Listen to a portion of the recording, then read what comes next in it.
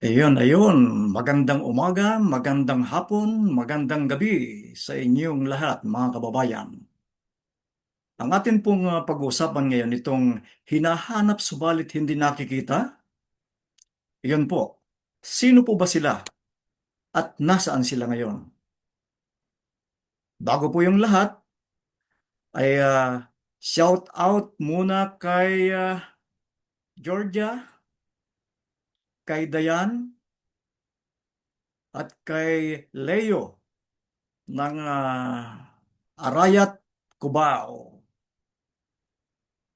Mga kababayan, sino po ba itong mga hinahanap na ito na hindi nakikita? Ngayon, tingnan natin at sino-sino ang mga sikat na tao ang nagtatago sa batas ng Pilipinas. Hinahanap sila, subalit sila'y nagtatago, nagtatago sa ating batas. Sino po sila? Ito yon, mga kababayan. Unang-una, ito si Bantag. Matagal na itong hinahanap. Si Bantag ay may kasong murder, pagpatay kay broadcaster Percy Lapid. At ito ay may patong sa ulo na 2 million. 2 million pesos. Hindi po dollar. At si Atong Ang naman, ito naman ay may kaso din dahil sa mga missing sabungeros na kanyang pinapatay kuno. Ayon sa mga balita, ito'y ang nag-utos na pumatay ng mga sabungero. Kaya hanggang ngayon nawawala. Sabi nga, ang confirmed 34 na missing sabungero, subalit may isang whistleblower na ang sabi niya, mahigit 100 daw ang nawawala. At si Atong Ang ngayon ay may patong sa ulo na 10 million pesos. Nasaan na kaya mga ito? At ito naman ang pinakasikat sa ngayon. Si Senator Bato de la Rosa, na kung saan siya ay, sabi nila, nakatakas daw sa Senado ito at ngayon hinahanap na ng batas at para hulihin. Sabi ng DOJ, arrest. Aarestuhin na to talaga si Senator Bato. Ang kaso po nito ay crimes against humanity, yung pagpapatay ng mga hinihinalaang drug addict nung panahon ni former President Rodrigo Duterte. Siya po ngayon ay at large. Ito naman, si Zaldico, si Zaldico naman ay ang kaso naman ito yung sa flood control scam. Nakikita niyo yung mga larawan na yan sa baba. Yan ang kanilang mga pinagagawa noong panahon.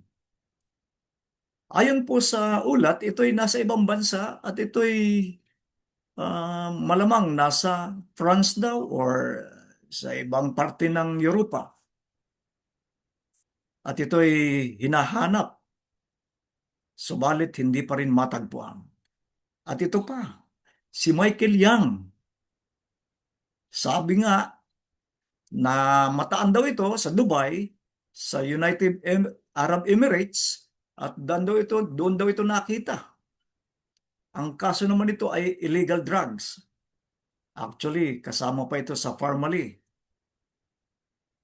Ngayon mga kababayan, ang tatlo po dito ay nasa bansang Pilipinas lamang.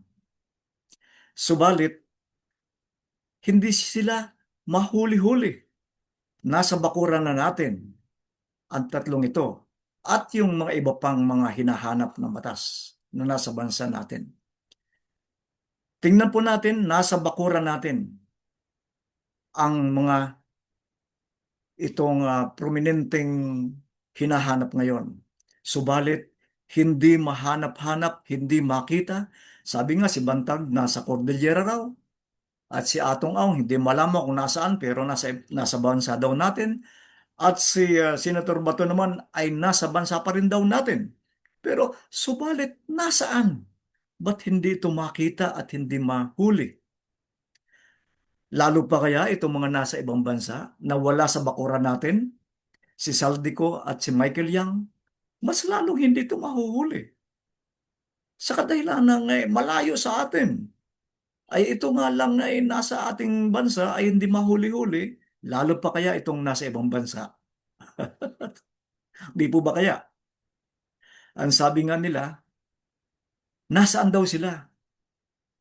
At ang sabi naman ng iba, justice delayed is justice denied. Yon. Dito, sabi nga ng kasabihan, let the rule of law prevails. Bring the culprit behind bars. Hanggang dyan na lang po mga kabayan ang aking itong pag-uulat at ang pag-bablog sa inyo. Maraming salamat sa inyong lahat.